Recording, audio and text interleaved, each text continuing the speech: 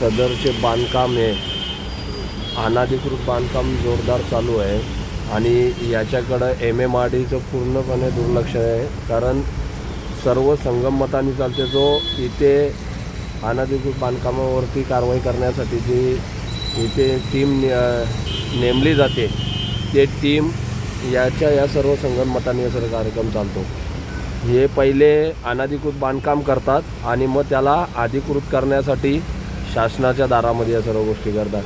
आता हे बांधकाम चालू आहे तेव्हापासून आपण तक्रारी करतो आहे, पण MMRD याच्यावरती दुर्लक्ष करते. कारण MMRDचंही याच्यामध्ये साठेलोटं चालते आणि तुम्ही बघत असाल केवढं मोठं बांधकाम हे झालेलं. आता हे नवीन बांधकाम जवळजवळ ही बिल्डिंग तुम्हाला सांगतो 1-1.5 महिन्याच्या आतमध्ये एवढी मोठी बिल्डिंग यांनी बांधकाम केलेलं आहे आणि वारंवार याच्यामध्ये आपण यांना तक्रार नोंदवतो आहे. पण काय होतं आहे माहिती आहे का, दुर्लक्ष का करतायत? कारण पेटी घेऊन बसलेले आहेत.